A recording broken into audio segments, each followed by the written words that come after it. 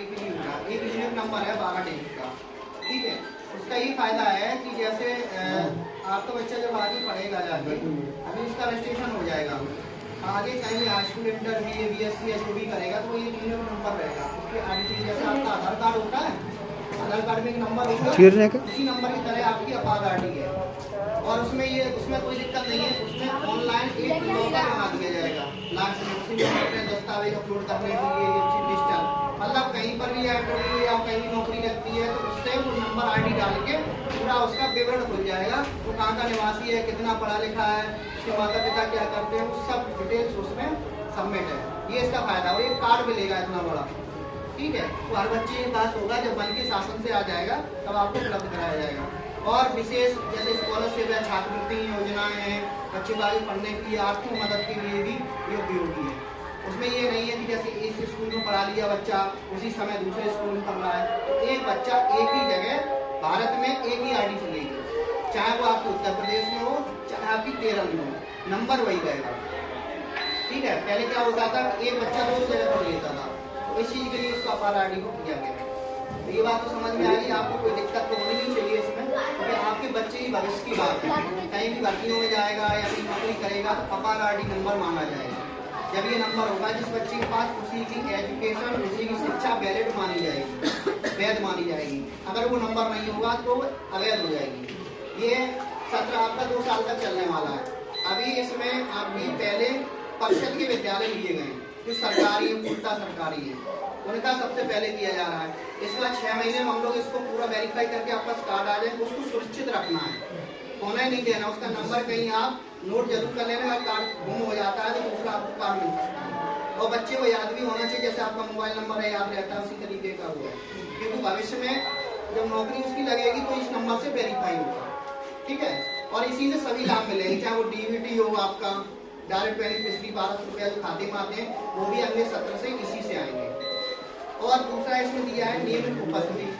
आप बच्चों को प्रति नियमित स्कूल भेजें।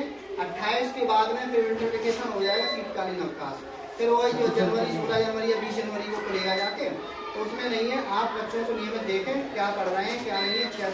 जूनियर हाई स्कूल है, बच्चे सब समझदार हैं, आपको बस ज़्यादा काम नहीं करना, बस इतना देखना है कि बच्चा पढ़ रहा है कि क्या पढ़ रहा है। अगर आप पढ़े लिखे हैं तो आप देख सकते हैं। दूसरा है, अगर आपके यहाँ ट्यूटर कोई लगा है, घर पे पढ़ाने आता है, या मान लीजिए कोई है, उससे मॉनिटरिंग करवा लीजिए।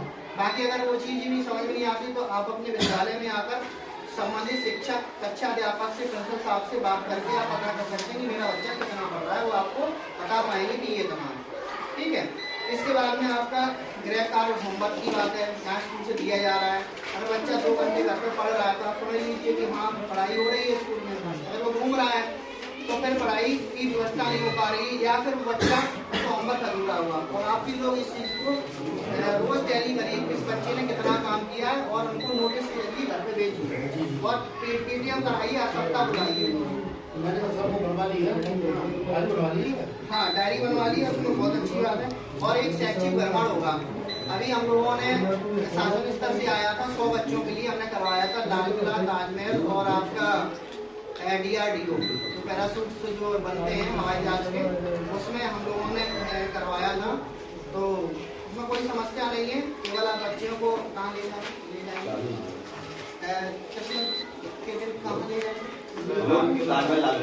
ठीक है, नियरेस्ट ही है, सभी बच्चों को पूरे स्कूल में करा देंगे।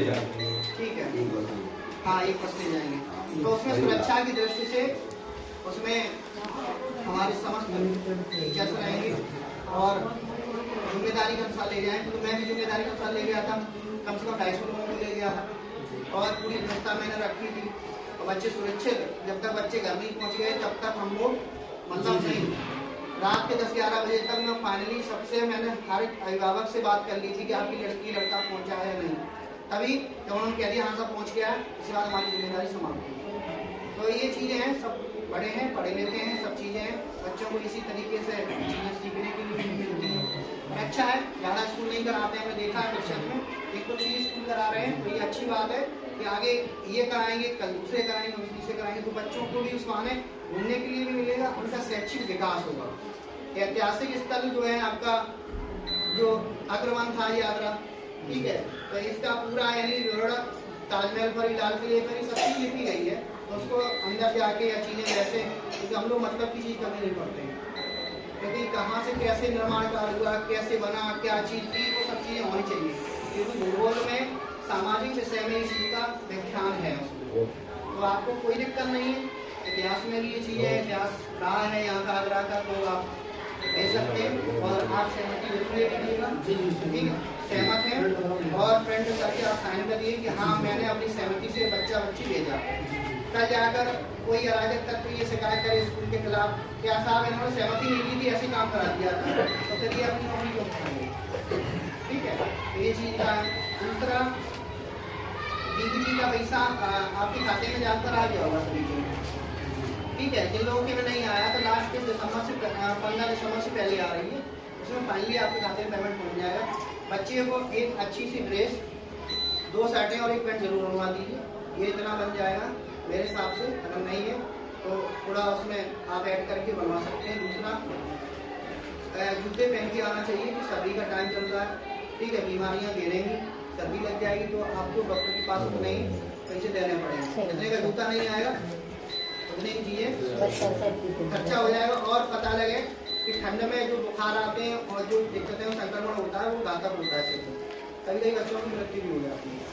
उससे हम बचने के लिए आप लोग ये बात करिए, हम लोग ये चीज कर रहे हैं कि बेहतर कार्यक्रम भी कराएंगे जगह बेच के, जहाँ गरीब बच्चे हैं, जहाँ गरीब अभिभावक हैं, उनके लिए 300 रुपये पूरे दिन मजदूरी मिल पाती है, 500 रुपये मिल पाती है, तो नहीं कर पा रहे हैं, उनके लिए हमारी जितनी भी एनजीओ कंपनियाँ हैं वो करेंगे। तो शासन को पैसा पहले भेजा है, तो उन बच्चों के लिए है जिनके माता पिता अवेयर नहीं है।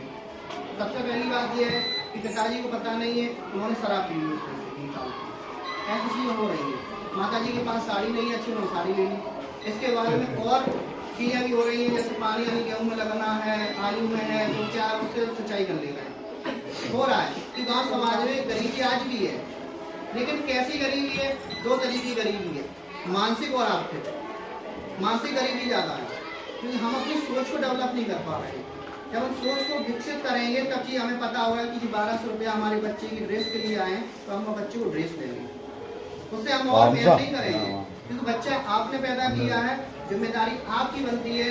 सरकार तो एक बहाना है, सरकार तो कर ही रही है, लेकिन लाभ पहुंचाने के लिए हम लोग सोचते हैं 100% चीज़ें बच्चों को प्रोवाइड हों। देखिए आपके पूरे में किताबें आपको नहीं लेनी, बच्चों को ड्रेस का पैसा आपको भेजा जा रहा है, इसके बाद में सब MDM निःशुल्क, किसी को खाने का पैसा दिया जाता है, बताइए कोई बच्चे से खाने का पैसा लिया जा रहा है, आपसे लिया जा रहा है नहीं। सरकार सब कुछ दे रही है, वेल मेंटेन टीचर्स दे रही है, और आपके कारोबार में अच्छी पढ़ाई भी होती है, ऐसी बात नहीं है। क्योंकि एनुअल और उसमें परीक्षा में पास भी हुए बच्चे, तो इसी से बहाने हम लोग और अच्छे करें, आपका भी बच्चा आ जाए, और उससे आपका इसके लाभ क्या होगा, इन सब लोगों का मान सम्मान बढ़ेगा। दूसरी बात, विभाग प्रशासन का भी होगा, और यही जन समुदाय है, क्योंकि जनता के प्रति जाकर सरकार ये कहती है कि लास्ट पायदान में खड़े हुए व्यक्ति को भी लाभ मिलना चाहिए। हम लोग इसी में कटबद्ध हैं, कभी कभी चीज़ें हो पाती हैं, नहीं हो पाती हैं, तो हम लोग यही सोच रहे हैं कि आपको ज़्यादा से ज़्यादा अवेयरनेस हो। सबसे पहले हम लोगों को योजनाओं के बारे में नहीं पता होता कि हम लाभ कैसे निकालें। तो कभी कभी ऐसा होता है कि चीज़ें ब्लॉक के स्तर पर आप जाते हैं, ब्लॉक में आधी योजनाएं बताते हैं, आधी नहीं बताते, होता है कि नहीं। विकास खंड पे आप वीडियो कार्यालय है, वहाँ पर भी योजनाएं काफ़ी हैं, बेसिक शिक्षा विभाग है, सब विभाग है। अगर हम उनकी योजनाएं पता होंगी तभी तो हम कर पाएंगे। श्रम कार्ड होता है, ठीक है, श्रम कार्ड 18 प्रकार की योजनाएं देता है, जन्म से मृत्यु तक। ये समझिए, श्रम कार्ड में 18 योजना, अब कितने लोगों में श्रम कार्ड बने हुए, ये भी चाहिए, ठीक है, सबके तो नहीं बने हुए, तो सबके नहीं बने तो पर कहाँ से लाभ मिलेगा, उसकी फायदा है। आप जैसे रसोईया है, ठीक है, जीवन बीमा ये निःशुल्क है, क्योंकि शासन में पिछले औरैया में जब था तेज में और निःशुल्क हुए थे, कोई पैसा नहीं था।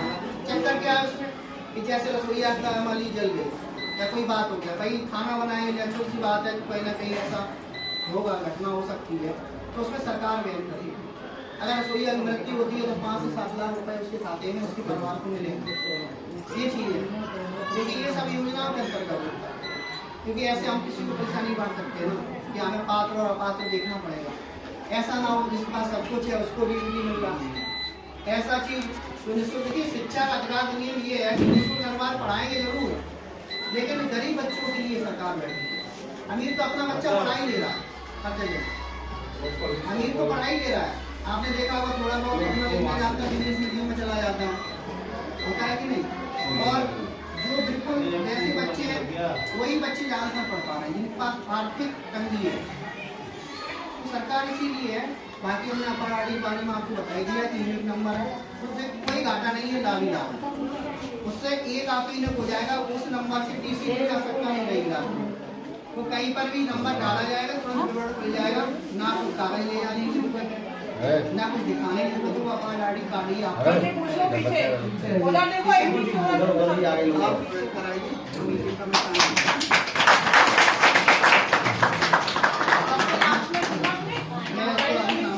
मैं देता हूँ